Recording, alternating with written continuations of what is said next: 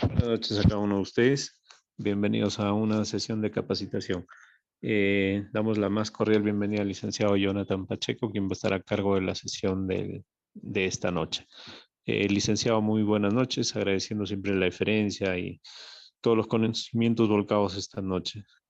Cualquier detalle estamos aquí para monitorear la sesión y lo dejamos a cargo de la sala. Ok, muchas gracias. Vamos a empezar entonces.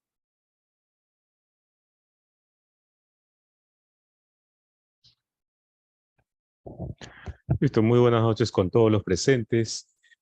Agradecer el día de hoy a Baruch por la oportunidad brindada en persona. El día de hoy vamos a hablar sobre lo que es el rol del técnico de enfermería en la unidad de cuidados intensivos. ¿Cuál es la función del técnico de enfermería? ¿No? El que les habla es el licenciado Jonathan Pacheco Contreras, licenciado en enfermería, especialista en el área de emergencias y desastres, licenciado auditor, ponente nacional en distintas instituciones a nivel nacional. Como les estaba diciendo, el rol del técnico de enfermería en la UCI. ¿Cuál es la función? Pero antes de todo eso, ustedes deben saber qué es el cuidado intensivo.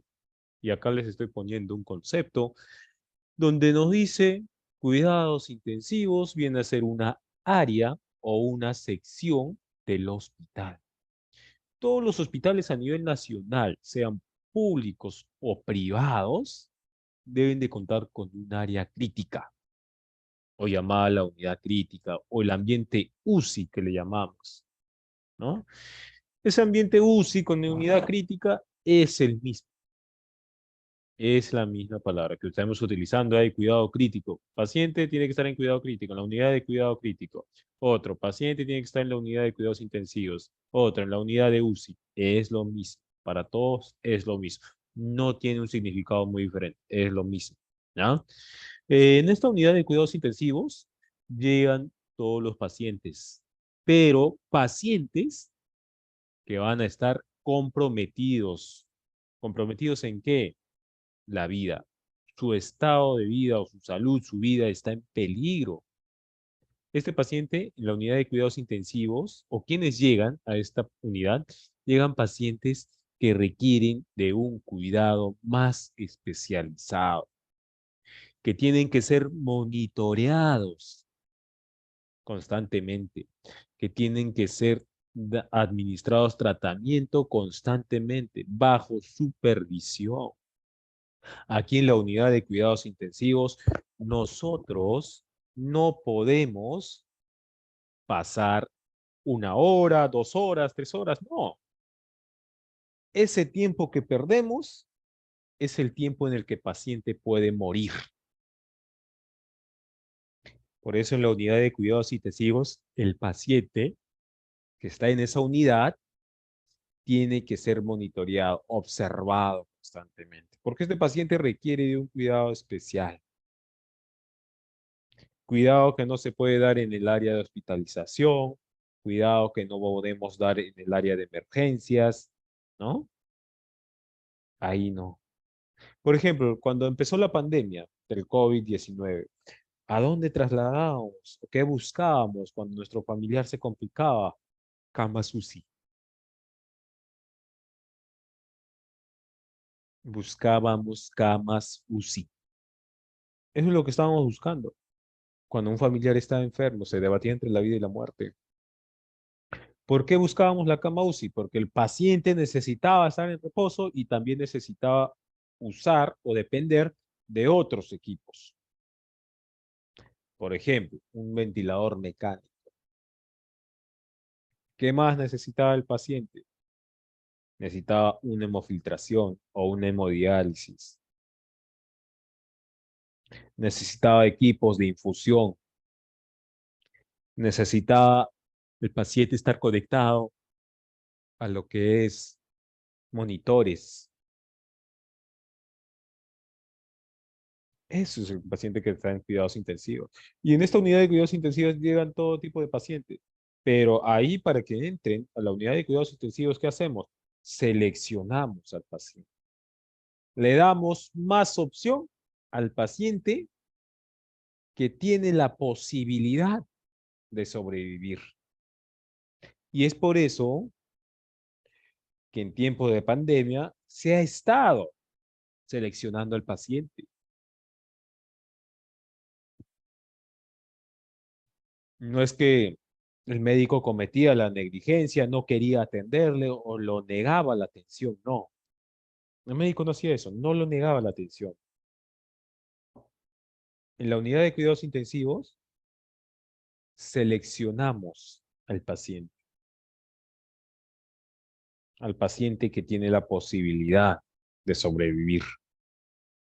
Muy aparte de que hoy en día estamos en la corrupción, ¿no? Muy aparte de eso, y ya saben que con la corrupción todo es manejado, ¿no? Muy aparte de eso, sí o sí vamos a tener que seleccionar al paciente. ¿Y qué paciente va a tener que entrar a la unidad de cuidados intensivos? El que requiere o necesita un cuidado complejo, un cuidado especializado. Pero ese cuidado especializado va a depender mucho de su patología, la gravedad. Y de acuerdo a eso, vamos a elaborar un plan de cuidados, un PAE. ¿Qué es un PAE? Es el proceso de atención de enfermería. Eso es el PAE, donde nosotros tenemos el diagnóstico, la sintomatología, las intervenciones, los resultados por cada intervención o cada procedimiento que vamos a realizar al paciente.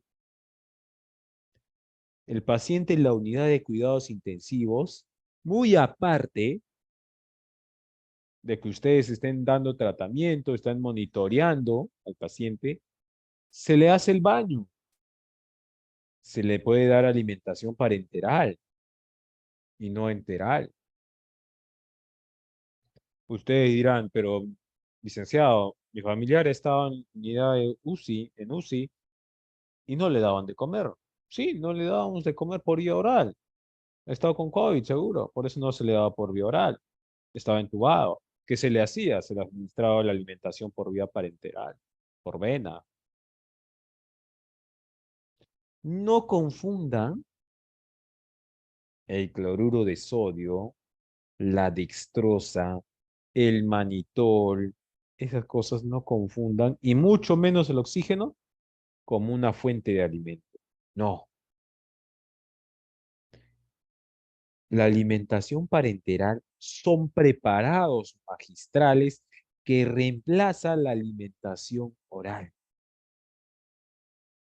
Pero en la parenteral administramos por vía indirecta y en la enteral se administra por vía directa.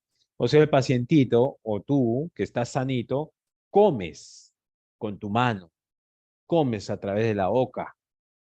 Eso es una alimentación directa. Pero en cambio el pacientito que está con COVID, está en UCI, entubado, no le vas a poder dar alimento por la vía oral, porque el alimento no lo va a absorber. Más bien ese alimento por el uso de medicamentos que se esté administrando en ese paciente, ¿qué van a producir? A ver, díganme, ¿qué van a producir? O les pongo más fácil, les hago una pregunta a todas ustedes, a todos y a todas ustedes. ¿Qué pasa cuando una comida lo ponen en la olla y ya no lo han comido hoy día? Para mañana, ¿cómo va a estar esa comida? ¿Qué va a pasar? ¿O cómo va a estar esa comida para el día de mañana? No lo han guardado en la refrigeradora, lo han dejado ahí al ambiente, cerca al calor. ¿Qué va a pasar con ese alimento que está en la olla?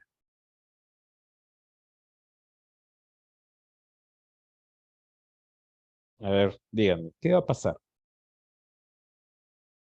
A ver, acá hay una primera respuesta. Se va a malograr, muy bien, María. Se malogra. Y durante ese proceso de malogramiento, ¿qué viene? Huele feo, ¿cómo se llama? Cuando una carne que guardan Ahí mucho tiempo se malogra, produce un olor. ¿Cómo se llama ese olor? Se descompone. Muy bien, María. Descomposición. Es lo que va a pasar con el paciente. El paciente no va a ingerir alimento. Sí, no va a ingerir alimento. Pero el resto de alimentos, si tú le ingieres alimento por vía oral estando en unidad de cuidados intensivos por el uso de medicamentos, empieza a descomponerse. Y es por eso que al pacientito le hemos puesto también boca abajo. ¿Mm? Le hemos puesto boca abajo. ¿Por qué boca abajo? Para que los gases que van a eliminar sean eliminados de forma voluntaria, no inducido, voluntaria. No es como una persona normal, está consumiendo sus alimentos, el alimento se descompone y suelta los gases, los famosos pedos, que suenan, ¿no? Eso es lo que pasa. En un paciente con unidad de cuidados intensivos va a eliminar sus pedos, van a sonar, puede descomponerse, dependiendo del tipo de alimento que haya ingerido. Es lo que pasa en la unidad de cuidados intensivos. Pero en la unidad de cuidados intensivos también hay adultos, hay personas que llegan con vida. Está en cuidados intensivos, pero puede comer tal vez por vía oral. Se le da su alimentación por vía oral. Todo va a depender del tipo de patología que tenga ese paciente. En la UCI se lleva a cabo intervenciones para manejar situaciones fisiológicas tan delicadas que comprometen la vida del paciente, o sea que lo van a poner en riesgo. Dos de estas intervenciones son pilares de la unidad: los cuidados críticos y la monitorización del estado del paciente. ¿Por qué monitoreamos al paciente? A ver, díganme, ¿por qué monitorean ustedes o por qué controlan ustedes los signos vitales de un paciente? ¿Por qué controlan? ¿O qué quieren saber cuando controlan los signos vitales del paciente?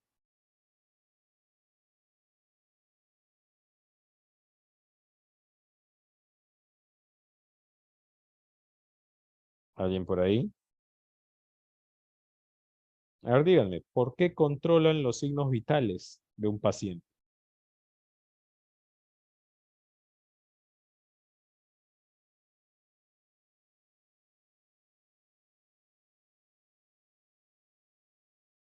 ¿Nadie? Para poder ver su evolución, muy bien. Otro, otro por ahí, para saber que está bien. ¿Qué más?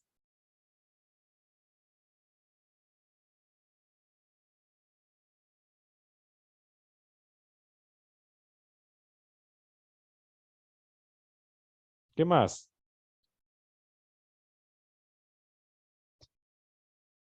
Les voy a decir algo. De todo lo que me han dicho, el signo vital nosotros controlamos, o ustedes lo controlan, para determinar si el paciente está vivo o muerto. Por eso controlamos los signos vitales, que es muy diferente funciones vitales con signos vitales. No se confundan ahí también, ¿ah? ¿Qué viene a ser una función vital? Actividad que nosotros realizamos a diario. Es una función vital. Y signo vital es el que determina si la persona está con vida o está muerta. ¿Y cómo lo vamos a poder determinar? A través de la frecuencia cardíaca, respiración, temperatura, presión arterial, saturación de oxígeno. Con eso vamos a poder determinar si nuestro paciente está vivo o muerto. ¿Ya? En este servicio, los profesionales de enfermería son la principal fuente de asistencia a los pacientes durante su estancia. Sí, Monitoreamos todo. Monitoreamos a qué equipos están conectados el paciente, qué dispositivos tiene, qué tipo de cuidados hay que hacerle en base al aseo. Un paciente postrado en estado vegetal que tiene el 20% de probabilidad de reaccionar. Esos pacientitos necesitan un cuidado, sí, porque el cuerpo, por más que no esté en movimiento, se ensucia, se percude, igualito que una ropa sucia, una ropa limpia nos ponemos, caminamos, se percude, ¿verdad? Igual el cuerpo, igual el cuerpo.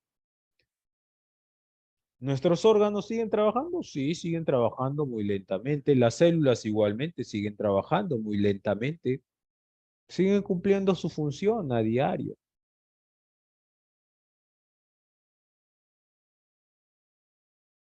Pero lo único, el sistema nervioso, que hace que esas partes de nuestras células no lo va a controlar, ¿sí? No lo controla.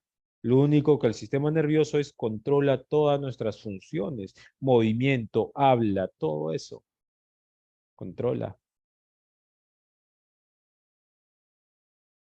Pero lo demás de nuestras células siguen en movimiento, siguen haciendo su trabajo. El paciente está postrado en UCI, la uña sigue creciéndole, las barbas sigue creciéndole, el vello sigue creciéndole, el cabello sigue creciendo. Es un paciente postrado, no está en la calle, pero ya le bañé hace 2 días. Pásale con una gasa, empápale de alcohol. Su cuerpo está sucio. Vas a ver cómo se desprende la piel, como si tuviera la famosa carca que lo llama. El paciente está así. El paciente también huele, las axilas huele, el aparato reproductor huele y mucho más va a oler si el aparato reproductor, tanto masculino o femenino, está con algún dispositivo de irrigación, como cuál, sonda vesical. Aún más con eso.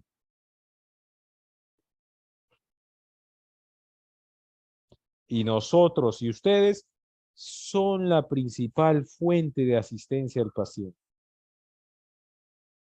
Porque si ustedes no están, el paciente va a tener que seguir oliendo sucio, al paciente no le van a realizar movimientos, la cavidad oral, sus dientes van a estar sucios, la caries, el sarro, todo se va a seguir formando igual. El esmegma en el glande también se va a formar. ¿Mm? Todo igual se va a formar.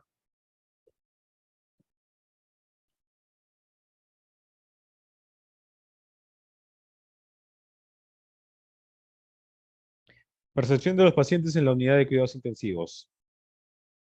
¿Qué es lo que siente un paciente? Y es lo típico que le van a decir a todos ustedes el paciente cuando ingresa a la unidad de cuidados intensivos. Es lo mismo que les dice un paciente cuando está en la etapa de agonía, de muerte. El paciente cuando llega ahí siente que va a morir. ¿La unidad de cuidados intensivos es un lugar frío? Sí, pero no tan frío. ¿Por qué lo llamamos frío? Silencio. Nadie habla. Paciente no habla.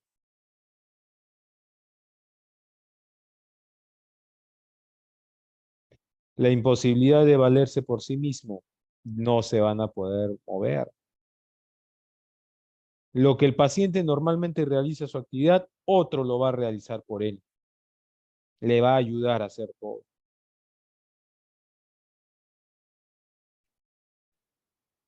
El rol de la enfermería durante la hospitalización. El cuidado que realizamos, la atención, la recepción, atención que hacemos hasta el día del alta. El paciente puede salir muerto, puede salir con vida en su silla de ruedas.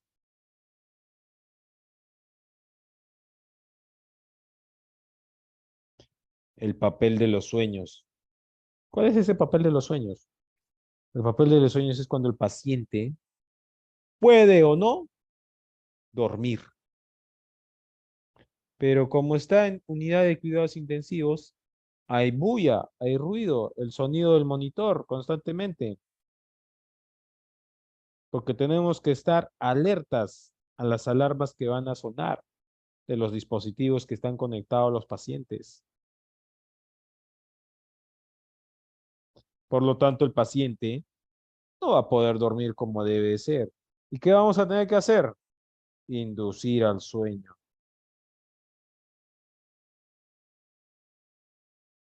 ¿no? Y para inducir al sueño, ¿se tiene qué cosa?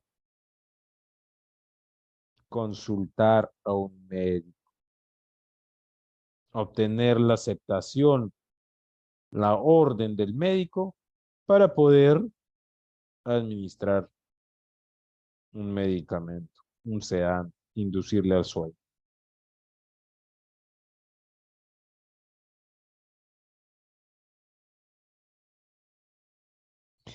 Criterios de ingreso a la UCI. Tenemos los de baja prioridad que ingresan a la unidad de cuidados intensivos, que nos dice paciente en riesgo de requerir terapia intensiva con condiciones médicas graves, irreversibles e incapacitantes, que han sufrido una lesión catastrófica. Y nos dice ahí que el manejo agresivo, el UCI, lo beneficia al paciente y familiares, preparados para consecuencias de terapia. El paciente que ingresa a la unidad de cuidados intensivos, ese paciente no significa que va a salir 100% recuperado por su permanencia en la cama, sin haber realizado movimientos, ¿no? Como también puede estar, por ejemplo, el paciente entubado. Puede ser que haya estado entubado porque ha tenido destrucción de los pulmones, un 60-70%. ¿Y qué van a indicar el médico? Una terapia. ¿Cuál es esa terapia? La terapia respiratoria, terapias de movimiento y en algunos casos terapias de lenguaje. Porque hay afección de cuerdas vocales, terapias de relajación. Hay muchos diagnósticos de las cuales se pueden quemar. Por ejemplo, un gran quemado, el 100% del cuerpo, porque cuando hablamos de quemadura, hablamos del 100% de destrucción de quemadura de tercer grado, destrucción total, ¿ah? Hay casos de los pacientes que sí se han salvado y porcentaje de pacientes que no se han salvado y han muerto por una sepsis. ¿Mm? Hay otros que han recibido el cuidado como debe de ser, ¿no? Y han sobrevivido. Esos pacientes, por ejemplo, gran quemados, reciben terapia psicológica. Y es una terapia en la cual va a salir de ahí la unidad y va a tener que seguir recibiendo. Porque el paciente gran quemado no va a aceptar que su rostro está destruido. Se le va a tener que hacer injertos, va a quedar cicatrices, ¿no? Eso. Tienen que recibir una terapia. Eso es de baja prioridad. Alta prioridad tenemos 1, 2, 3, 4. Prioridad 1. Inestables que requieren monitoreo o tratamiento que no puede ser provisto fuera de la UCI. Ventilación mecánica, drogas vasoactivas, shock, postquirúrgicos, IRA. Por ejemplo, acá estamos viendo un paciente que debe tener un traumatismo cefalocraneal. que están colocándole un drenaje en la cabeza, un drenaje craneal. ¿Por qué le han colocado ese drenaje? Debe estar drenando sangre, puede tener una crisis hipertensiva, una hemorragia cerebral, o por la misma intervención quirúrgica que le han realizado. Y esto no lo van a poder ustedes atender en casa al paciente. No lo van a poder tener fuera. Este paciente requiere un cuidado especializado. Cualquier momento le da un shock hipovolémico, cardiogénico, séptico. Le han intervenido el cráneo. Hay otra complicación que puede presentarse. Y en estos tipos de pacientes también puede haber una apendicitis, una obstrucción intestinal, una colelitiasis, ¿no? Puede tener una ira, puede haberse contagiado con COVID y hay afección de los pulmones.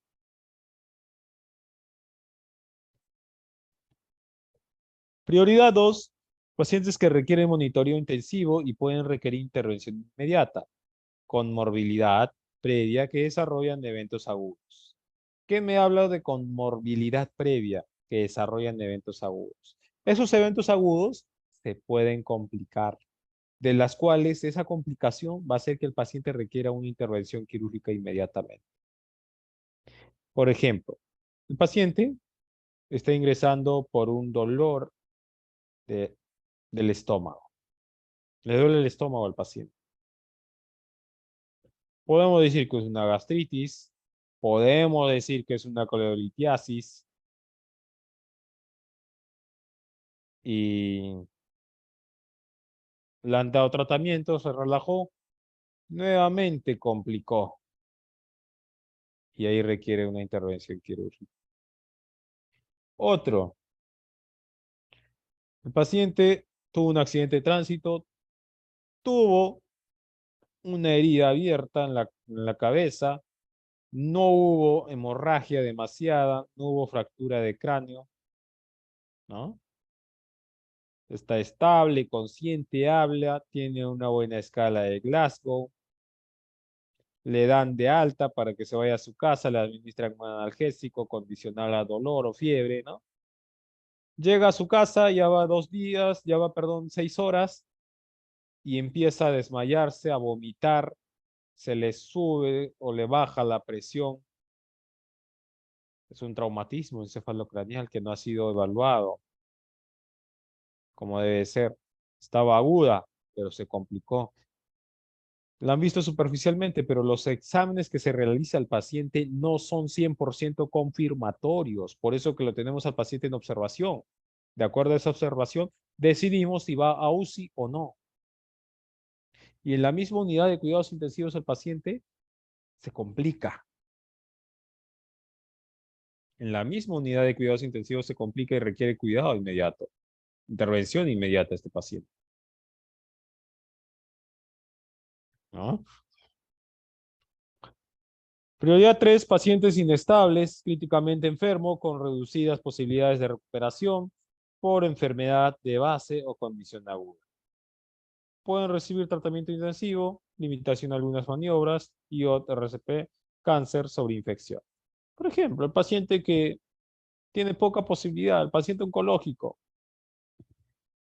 puede entrar a la unidad de cuidados intensivos, sí, pero su posibilidad de sobrevivir es muy baja. Es muy baja. Paciente, por ejemplo, que ingresan con un infarto de agudo de miocardio.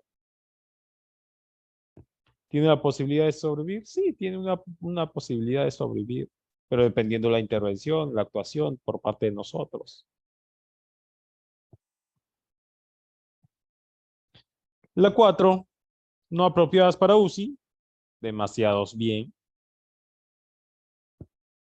Por ejemplo, intervención de bajo rayos X, o diagnósticos: cirugía vascular menor, insuficiencia cardíaca congestiva leve, una sobredosis, una CAT,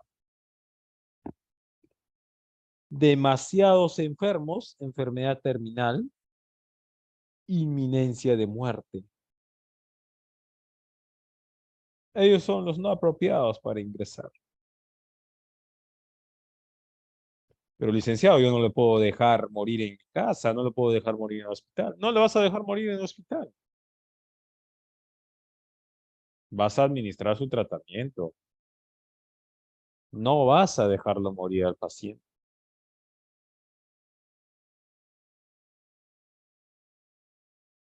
Sigues atendiendo al paciente.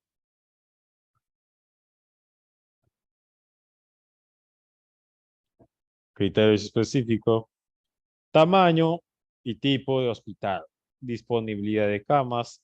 Por ejemplo, en Estados Unidos, el 8% de las camas UCI son camas UCI. Y en Latinoamérica, menos del 2% no son camas UCI. Nuestro país tiene camas UCI. No, esas camas UCI que tenían ya están en otros servicios. Camas que estaban deterioradas ya están ahí. Aquí llamamos una cama UCI que cuenta con todo el dispositivo, todo el equipamiento completo. A eso llamamos cama UCI.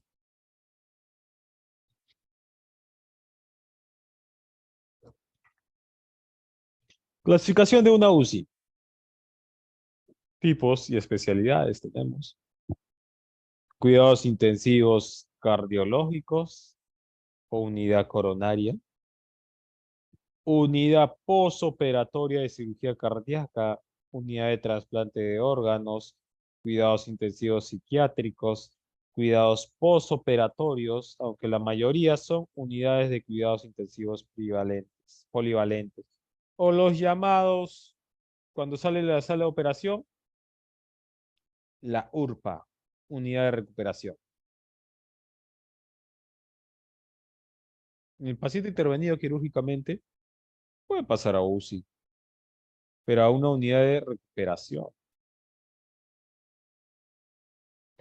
Hasta incluso los que han recibido intervenciones quirúrgicas, esos pacientes le pasan a la unidad de recuperación, a URPA, mueren. Se inestabiliza el paciente.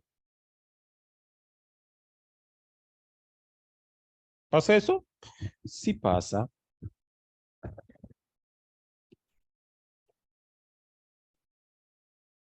Perfil del técnico de enfermería.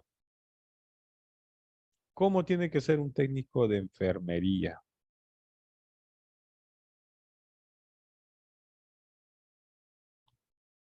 El técnico de enfermería tiene que tener una dimensión actitudinal, dimensión personal y formación académica. Una buena actitud para poder atender a los pacientes. Tiene que ser una persona humilde, digna, de vestir un uniforme, de trabajar en una unidad, de sentirse identificado con la unidad. Formación académica, tiene que tener el conocimiento, la capacitación para poder atender al paciente en la unidad de cuidados intensivos.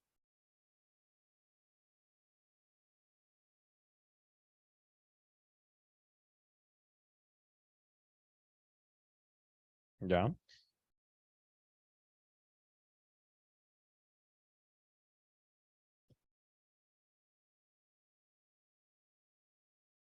¿Qué más? Dimensión actitudinal: empatía, honesta, colaboradora, capacidad de comunicación, respetuosa, no juzga, no critica. Dimensión personal: trabaja en organización, se organiza, trabaja en equipo, es disciplinada, tiene ética profesional, tiene el deseo y las ganas de crecer profesionalmente. y sobre todo tiene un buen manejo de la información. Es muy diferente información con formación.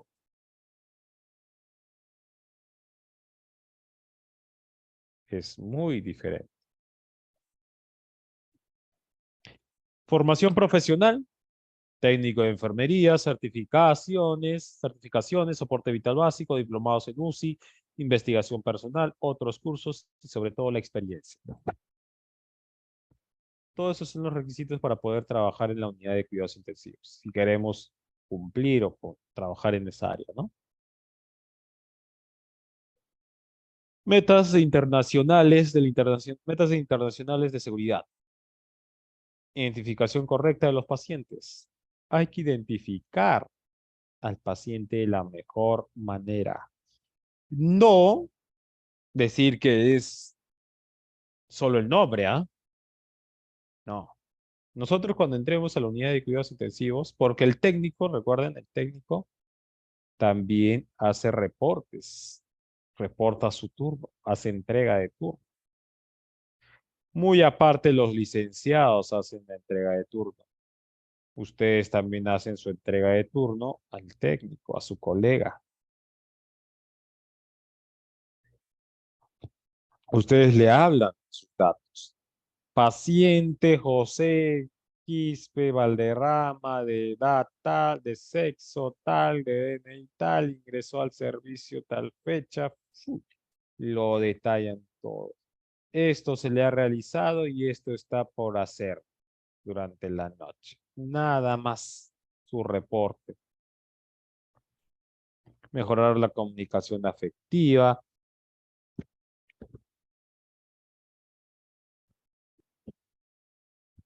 Manejo seguro de los medicamentos. Reducir el riesgo de infecciones. Las IAS. ¿Por qué tenemos que reducir las IAS? El paciente está expuesto a bacterias que están flotando en el aire y bacterias que están adheridas a los equipos. ¿No? El paciente en la unidad de cuidados intensivos no siempre va a ingresar a limpiar. El personal de limpieza no ingresa a limpiar. ¿No? No siempre va a ingresar. ¿Y qué va a pasar?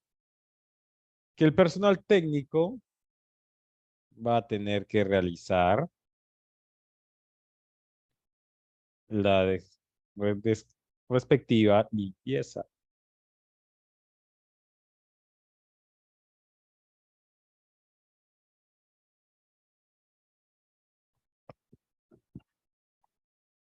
Enfoque del cuidado técnico de enfermería. ¿Cuál es el cuidado que ustedes van a dar? ¿O cómo se va a basar? Hay que dar confort, comodidad. Fijación de los medios invasivos. ¿Cuáles son esos fijación de medios invasivos? Los procedimientos a los cuales está conectado el paciente, dispositivos médicos invasivos. ¿Cómo cuál? Tal vez no tienen que conectar o colocar una vía periférica, tienen que administrar medicamento o tienen que hacerle el lavado oral, ¿no? Eso es un procedimiento invasivo, por ejemplo. O administrarle medicamento por vía intramuscular, procedimiento invasivo. Movilización segura. La movilización siempre se va a hacer, pero se va a hacer en base a lo que es una indicación, pero teniendo en cuenta su diagnóstico.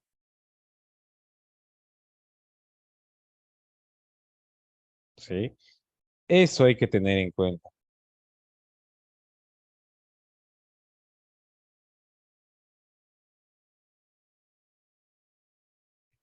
¿Qué más? Mantener medidas de prevención de caídas, cambios de posición, reposicionamiento, movilización articular. Le podemos hacer en movilización articular ejercicios pasivos, ¿no? Eh,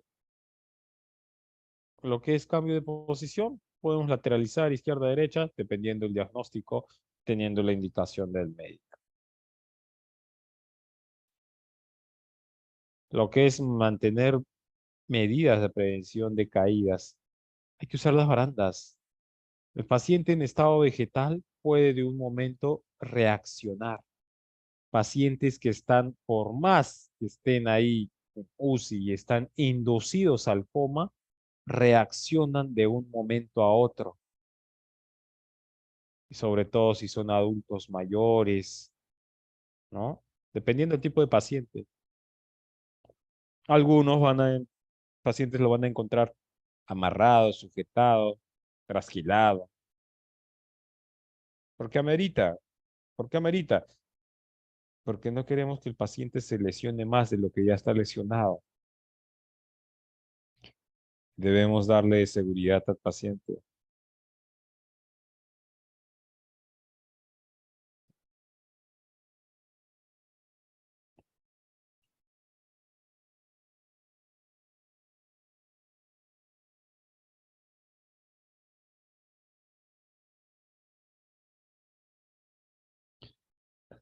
Retos del cuidado para el técnico de enfermería.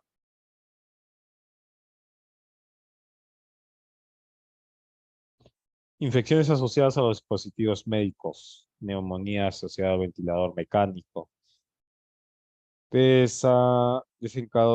condicionamiento físico, lesiones de piel como son las úlceras, la presión,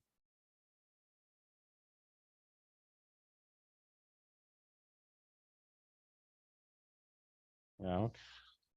Neumonías asociadas al ventilador.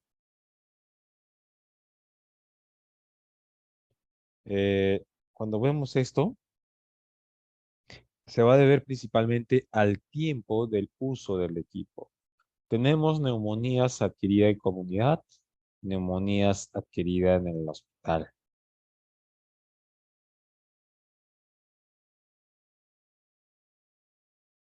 ¿Ya? ¿Con qué equipamiento tiene que contar la UCI? Muchos equipamientos que tiene que tener la unidad de cuidados intensivos. Tiene que tener, si tiene, digamos, 10 camas, tiene que tener 10 monitores, tiene que tener 10 ventiladores, tiene que tener 10 coches de paro, 10 soportes, 10 portazueros, 10 bombas de infusión, porque cada unidad tiene que estar equipada. Cada cama tiene que estar equipada.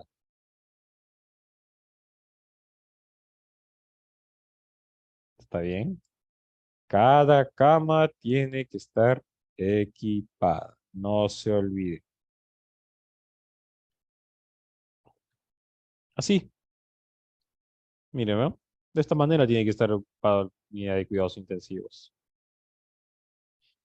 Tiene que tener sus máquinas de diálisis, bombas de infusión, marcapasos, monitor, ventilador mecánico, su cama, los sensores de alarma, su balón de oxígeno empotrado. Miren, todo esto tiene que tener un reloj. Lo que es el reloj, no necesariamente podemos solicitar que esté mm, en toda la unidad del paciente. No necesariamente, ¿ya? No necesariamente en cada cama. Puede estar un reloj para todo el ambiente, suficiente. Pero ¿para qué el reloj, licenciado? Para ver hora de ingreso y hora de muerte o hora de salida. Para eso queremos ver. Muy aparte de que queremos ver que ya termina mi turno, la hora de término de mi turno, la hora que me toca ir a tomar cafecito, lonchecito, mi hora de almuerzo, mi break, ¿no? Muy aparte. Materiales específicos para garantizar su vigilancia. ¿Qué materiales debemos de tener más que nada? Monitor de cabecera. ¿Para qué? Para el registro continuo de las constantes vitales o los signos vitales. Ya les hablé que las funciones vitales son distintas, ¿verdad?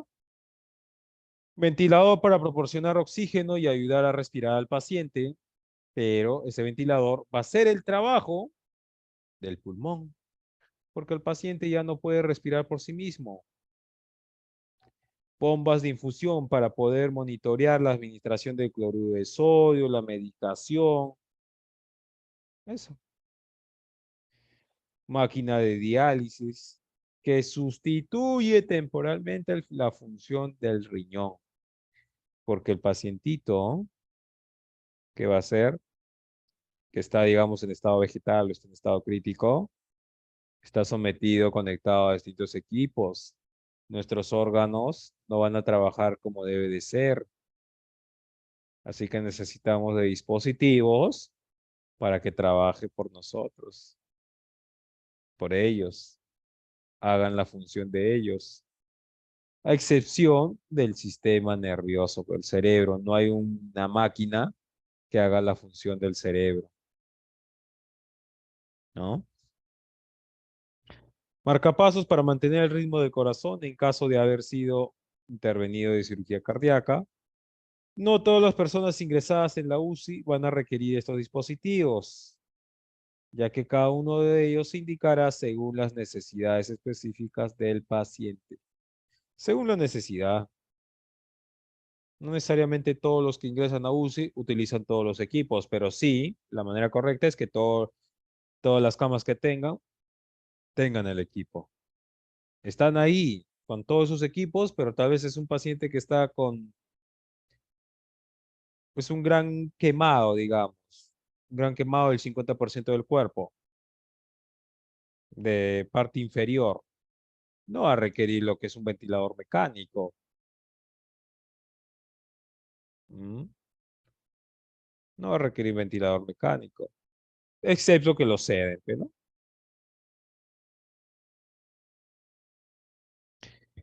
El coche de paro. El coche de paro tiene que estar sí o sí en la unidad. Tiene que estar sí o sí en la unidad de cuidados intensivos. Lo normalmente que este coche de paro tendría que estar en cada cama, pero como no nos estamos abasteciendo, el coche de paro no siempre va a estar ahí. Así lo que están haciendo es tener un coche de paro en el servicio, pero siempre tiene que estar equipado, ¿no? Eso es lo que se está pidiendo. ¿Qué más pedimos? En el coche de paro tiene que estar bien equipado. Tenemos tres clasificaciones, cuatro clasificaciones. Vemos lo que son insumos para colocar vías endovenosas, lo que son, tiene que ver branquias, jeringas de distinto tipo, número. Tiene que ver dispositivos para la vía aérea. Tenemos que contener o tener los medicamentos que tienen que estar en el coche de paro. Tiene que estar lumacinil, la lidocaína, midazolam, laxona, noradrenalina, atropina, adrenalina, adenosina, bromuro, muy aparte de las soluciones que tiene hexacloro de sodio, lactatorringe, manitol, aimacel, sueroglucosado, la dextrosa.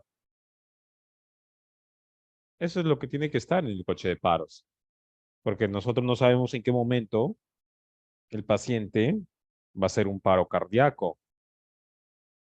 No lo sabemos, porque no nos va a decir. Los equipos no nos van a decir, tal paciente va a hacer paro cardíaco. Los equipos no nos avisan, no hablan, solo emiten una alarma que algo está fallando. Y ahí tenemos que actuar. Hay que hacer el monitoreo del paciente.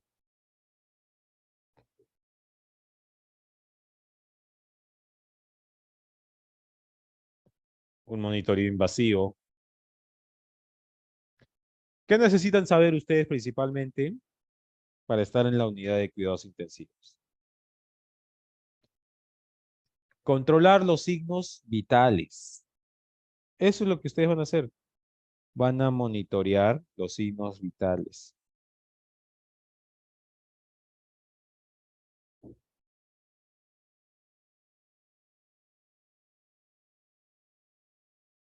¿Ya? Tenemos que saber sí o sí lo que es los signos vitales, saberlo medir.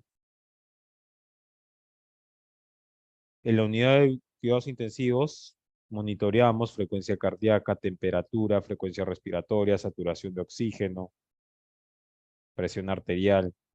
Y hacemos esa valoración ya hoy en día en lo que es en la unidad de cuidados intensivos. Nos facilita el trabajo. Nos facilita el trabajo. ¿De qué forma nos facilita el trabajo? Porque ya el paciente está conectado a un monitor. ¿Qué hacemos? Solo registramos en la hoja gráfica. Ya no lo controlamos, ya no utilizamos la mano.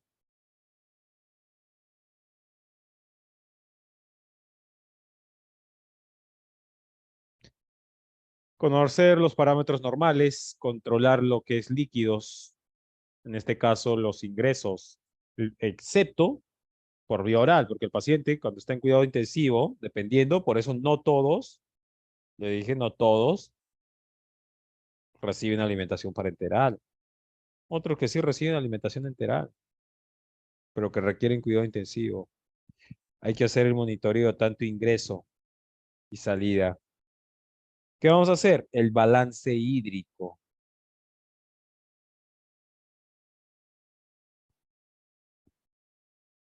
Y vamos a tener que hacer una valoración de los signos vitales y el estado general. De acuerdo a la valoración que hemos valorado el signo vital, de acuerdo al equipo, ¿cómo vamos a ver al paciente? ¿Hay mejoría o no? ¿Nos puede dar el resultado de lo que es el signo vital? Sí, nos puede dar. Hay que hacer una valoración neurológica. ¿Y cómo hacemos la valoración neurológica? A ver, les pregunto a ustedes, a ver, díganme, ¿cómo hacemos la valoración neurológica?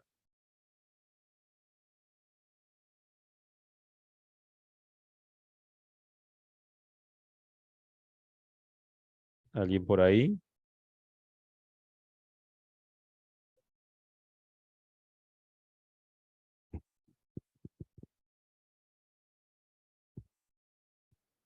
¿Alguien?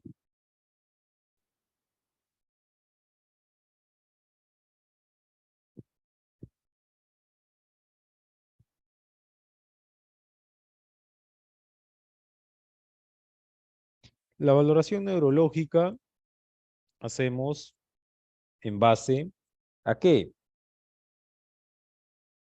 A 5 puntos. En base a 5 puntos. Donde evaluamos lo que es respuesta ocular, la respuesta verbal, la respuesta motora, lo que es la respuesta de movimientos de extremidades, el nivel de conciencia, ¿no? Pero lo que es movimiento de extremidades, como también el nivel de conciencia, son secundarios. Lo que nosotros tenemos que valorar son tres cosas principales: apertura ocular, respuesta verbal y lo que es respuesta motora. Y a eso vamos a ponerlo o hacemos la famosa ¿qué? Escala de Glasgow. Con la escala de Glasgow, nosotros podemos hacer la valoración neurológica.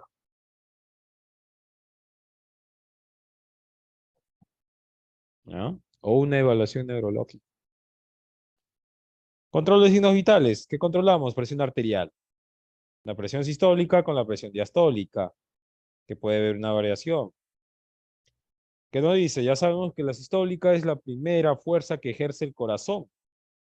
Y la diastólica es la segunda fuerza que va a ser ejercida contra las paredes de las arterias. La glucometría el valor normal de 80 a 50, mide la concentración. Vamos a hacer lo que es la perfusión distal, el monitoreo del electrocardiograma, lo cual el electrocardiograma nos va a dar resultados o elevación a través de segmentos o ondas electromagnéticas durante lo que es registra contracción cardíaca. No relajación, contracción. Un monitoreo electrocardiográfico. Tenemos que hacer el monitoreo hemodinámico, no se olviden. Monitoreamos hemodinámicamente a nuestro paciente. ¿Qué cosa vamos a monitorear hemodinámicamente al paciente? La presión venosa central. Pero para medir una presión venosa central, ¿qué tenemos que colocar antes? A ver, díganme. ¿Colocamos vía periférica o cateterismo venoso central? ¿Cuál colocamos? ¿Cateterismo venoso central o cateterismo venoso periférico? O la famosa vía periférica.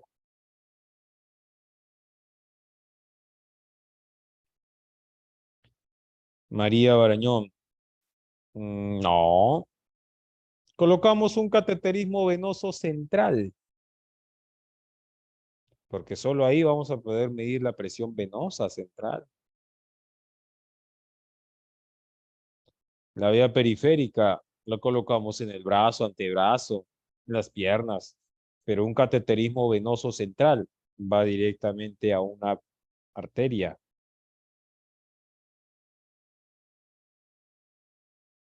¿Ya? Presión arterial pulmonar, evalúa el estado del volumen intravascular.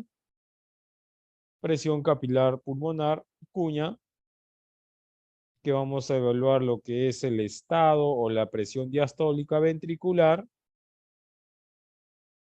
tanto izquierda, que esto vamos a poderlo observar lo que es en una volemia o cuando el corazón se realiza su precarga.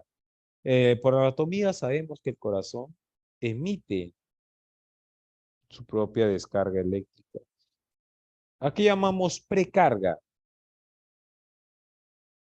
Descarga eléctrica es que cuando el corazón empieza a relajarse. Y precarga es que cuando el corazón empieza a latir despacio y aumenta su presión. Igual eso pasa en lo que es el sistema respiratorio. Precarga, tomamos aire despacio y hay un momento que inspiramos más el aire. Eso es una precarga. La obtención de aire de bajo flujo. Eso es una precarga, se está cargando. Y la descarga es cuando nosotros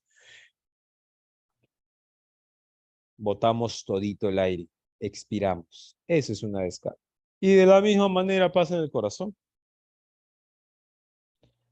La resistencia vasculares hace referencia a la resistencia que debe vencer el ventrículo para eyectar su volumen a la ley de Ohms. ¿Qué nos dice?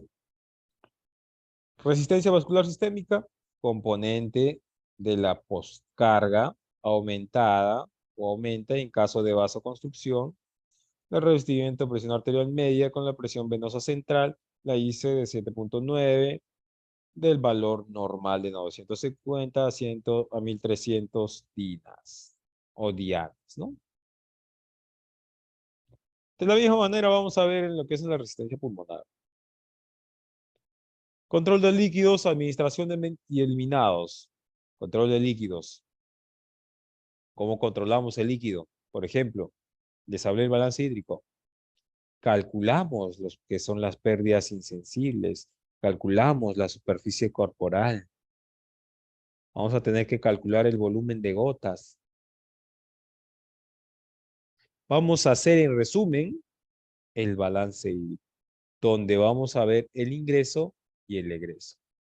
Y en este caso, nuestro ingreso tiene que ser mayor, porque si el ingreso no es mayor y el egreso es mayor, el paciente no se está recuperando. para ver si el paciente se recupera en un balance hídrico, el ingreso tiene que ser mayor que el egreso. ¿Qué necesito para intubar a un paciente en una intubación orotraqueal?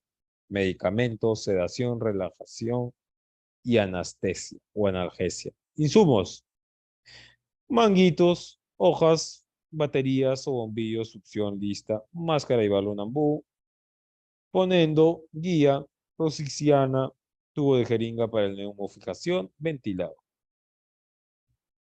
La fijación: se hace una sutura al mismo equipo y se fija con un espadrado. Esto es un medio invasivo, pero esto es un medio no invasivo.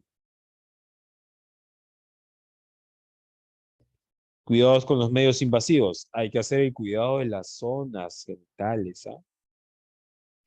Para retirar, ¿ya? Retiramos normalmente al paciente sin lavado, pero para poder colocar nuevamente esta sonda vesical, ¿qué hacemos? Le hacemos un lavado. Hay que lavar la zona genital, tanto en hombres y mujeres, para evitar la transmisión de los microorganismos que están en el exterior que ingresen a la vía urinaria. ¿Sí? Cuidados con la piel. Prevención de lesiones por presión o las úlceras por presión. Vamos a poderlas prevenir siempre y cuando hagamos el cambio de posiciones, pero ya les dije, las posiciones, el cambio de posiciones va a depender mucho según la indicación y el diagnóstico del paciente. Pero es un paciente imposibilitado. Masajéale el cuerpo, lateralice a la izquierda, derecha, pero siempre ten en cuenta que vas a lateralizarlo o moverlo de acuerdo a la indicación, de acuerdo cómo figure en la historia clínica. Ustedes tienen que revisar sí o sí la historia clínica. Es el formato, el documento legal del paciente. Si ustedes no revisan historia clínica, ténganlo por seguro que les van a gritar, les van a tomar la atención. Y para evitar eso, revisen la historia clínica. ¿Ya?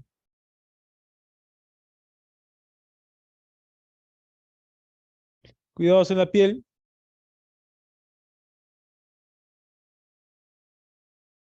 eh, Se describe como el daño, el DAI se describe como el daño cutáneo asociado a la exposición de la orina a las heces porque provoca molestias considerables y puede resultar difícil, laboriosa y cara de tratar. Es como las escaldaduras, el DAI. ¿De cuál es escaldadura? Se va a producir por la orina y como también por la presión. La orina es uria, quema, la sal quema. Por eso que acelera el proceso de infección de las vías urinarias. Es por eso que una dama cuando tiene que ir a misionar, ¿qué tiene que hacer? Limpiarse, ¿verdad? La zona genital. ¿Por qué? Porque la orina elimina su pH, la vagina elimina un pH, sí, pero ese pH que lo recubre, lo protege, pero la sal lo va a destruir ese pH y por lo tanto va a proliferar las bacterias, ocasionando una infección. Cuidados en la piel, podemos poner estas almohadillas en el paciente. Cuidados básicos del paciente en la unidad de cuidados intensivos. ¿Qué nos dice? El paciente crítico necesita también cuidados diarios, encaminados a satisfacer las necesidades básicas, alteradas por su estado patológico, partiendo de la situación de compromiso vital. Los cuidados de nuestro paciente crítico se regirán bajo los criterios de prioridad continua, de continuidad y sistematización. Los cuidados tienen que ser continuos, todos los días. Hay que cuidar al paciente, ¿ya? Todos los días hay que cuidar al paciente.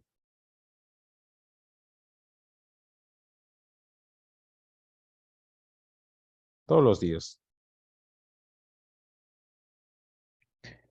Una correcta organización de dichos cuidados implica asignarlos a un turno específico, mañana, tarde y noche.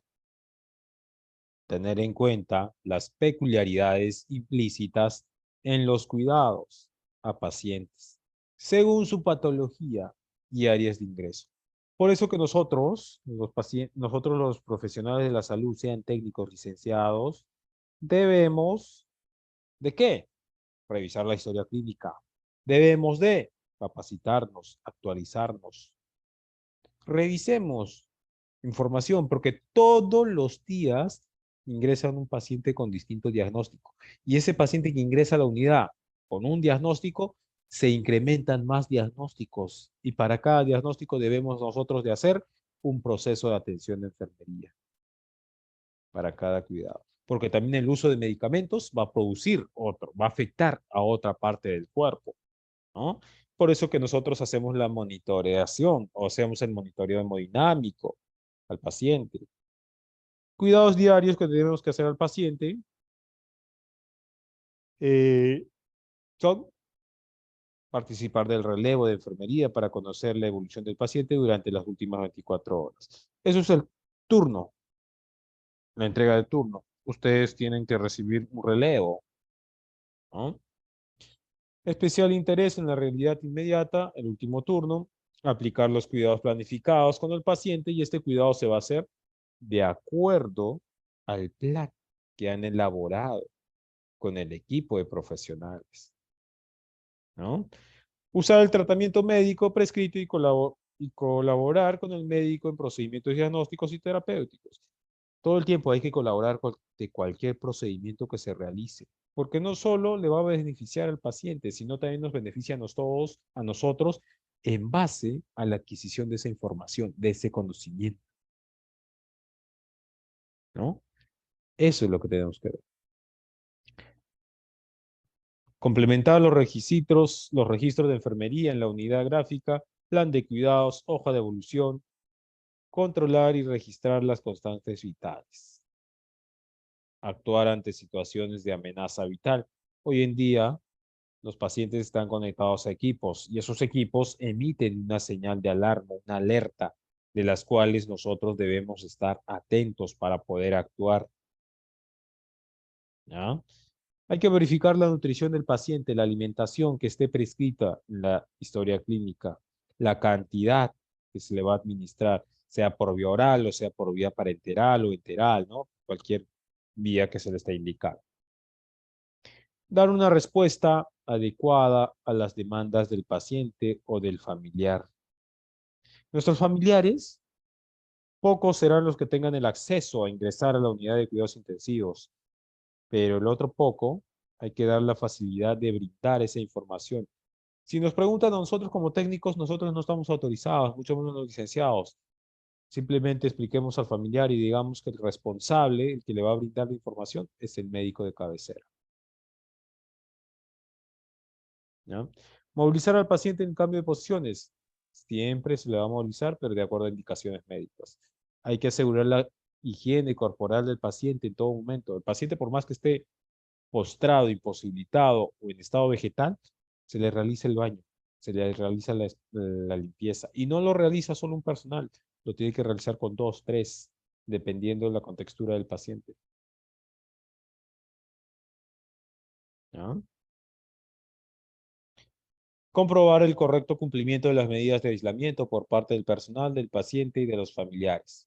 Aquí más que nada hay que aplicar lo que es la bioseguridad. Y apliquemos la bioseguridad en todo momento, antes y después. Para cualquier procedimiento, lavémonos la mano, antes y después. No durante, porque durante el procedimiento tú no te puedes lavar la mano. Durante ese procedimiento tú estás utilizando guantes. Lávate después. No puedes atender con la mano sucia al paciente. El paciente está sensible por esa manipulación o por atenderle con la mano sucia. ¿Qué vas a hacer? Contaminar al paciente. le vas a complicar su estado de salud.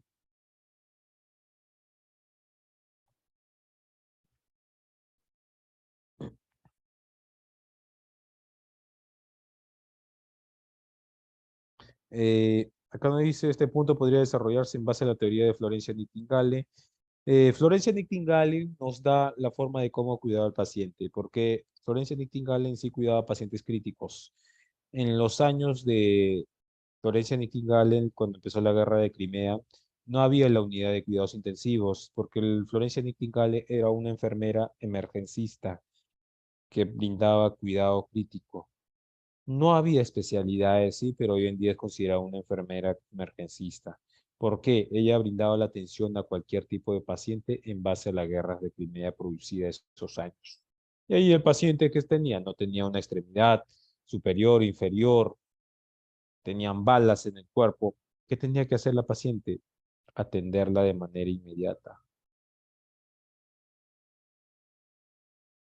Se trata de poner al paciente en las mejores condiciones ambientales posible para así favorecer la curación. Entre estos estímulos ambientales tenemos que tener en cuenta la humedad, evitándola, disminuir la cantidad de luz y de ruido. Hay que dar comodidad y confort al paciente, pero en la unidad de cuidados intensivos, de que se le dé comodidad y confort va a ser muy difícil. Atendemos pacientes, tenemos ahí pacientes hospitalizados que requieren intervención y que estamos nosotros atentos a las alarmas que están emitiendo los equipos.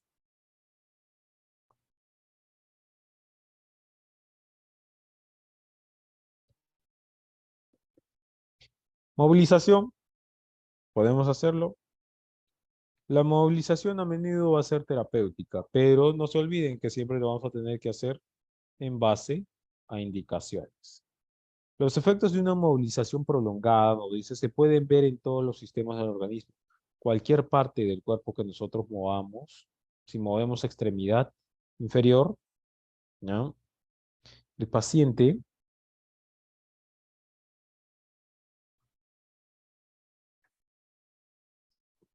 en este caso el paciente, sus órganos también sufren cambios. Podemos disminuir úlcera por presión, atrofia muscular, contracturas, estreñimiento, esas cosas, simplemente con la movilización. Producimos relajación del paciente. Para limitar el efecto de esta inmovilización se debe tener en cuenta si el paciente no está sedado, hacerle partícipe en la medida de lo posible de sus actividades. Realizar movilizaciones pasivas, progresivas para evitar el tiempo de reposo y mantener los músculos activos. Mantener al paciente en posición anatómica. Por lo general, el paciente va a estar en posición anatómica, ¿no? ¿Qué más? Para limitar el efecto de esta inmovilización debe tener en cuenta qué cosa. Planificar cambios posturales cada 2 o cada 3 horas, previa indicación, ya les dice. Conforme el paciente va mejorando, programar ejercicios isométricos, ejercicios pasivos, activos por parte del paciente como por parte de nosotros. No que nosotros vamos a hacer el ejercicio, sino que le vamos a ayudar a hacer el ejercicio al paciente. En el caso de un paciente politraumatizado, se realizarán movilizaciones solo cuando sea estrictamente necesaria y siempre manteniendo la alineación corporal, con especial precaución del eje, cabeza, cuello y tórax. En toda movilización del paciente se seguirán las normas ergonómicas que ayuden a evitar lesiones a corto plazo. Tenemos normas de bioseguridad, normas de calidad de atención de salud al paciente, cómo se debe atender y debemos de seguir esas. ¿Ya? Complicaciones. Hay complicaciones. En la unidad de cuidados intensivos va a haber siempre complicaciones.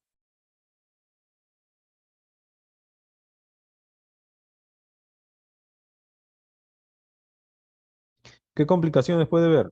De saturación. La saturación puede bajar del paciente cuando está en una saturación normal. Puede haber una desadaptación del respirador, del ventilador mecánico. Puede haber una disminución de la temperatura, como también elevación de la temperatura, bradicardia o taquicardia, arritmias cardíacas, aumento de la presión intracraneana, la PIC, hemorragias. Puede haber una parada cardiorrespiratoria.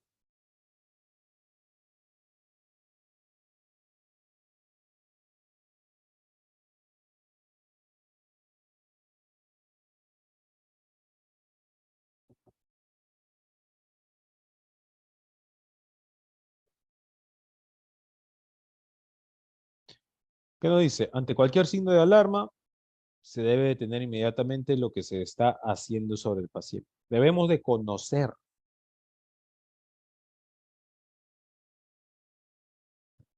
Debemos de conocer qué es lo que tiene el paciente para poder actuar y qué está presentando y así nosotros poder dar una solución al problema, a la situación. ¿Está bien? Prevención de infecciones, higiene de manos estricto. No se olviden, nosotros en la unidad de cuidados intensivos estamos bien protegidos, aplicando siempre bioseguridad y lavémonos las manos antes y después de atender al paciente. Conclusiones. La alta complejidad tecnológica de las unidades de cuidados intensivos no debe de hacer perder de vista aquellas necesidades básicas que puedan quedar descubiertas. El cuidado del confort y el bienestar del paciente. La necesidad del paciente pueda afectar o resultar los elementos claves. Nosotros lo que tenemos que hacer eh, es en todo momento brindar una buena atención al paciente, ¿no? Eh, para que pueda recuperarse el paciente y seguir sobre todo las indicaciones, ¿ya? No sé si tengan alguna pregunta, alguna duda. Pueden hacer sus preguntas también a través del chat, que con gusto lo voy a responder.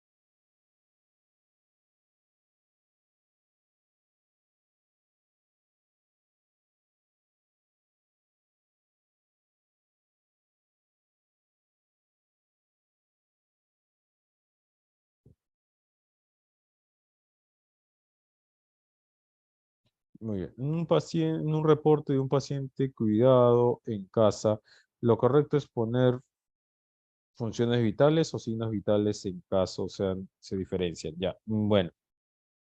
El cuidado en un paciente que tú cuides, no cuidas a un paciente crítico en cuidados intensivos en casa. Lo que es en signos vitales, la palabra correcta que tú tienes que utilizar son signos vitales, no funciones vitales. Funciones vitales es la actividad que a diaria realiza el paciente, como cuáles, el paciente camina, come, toma su medicamento, habla, conversa, se cambia, ¿no?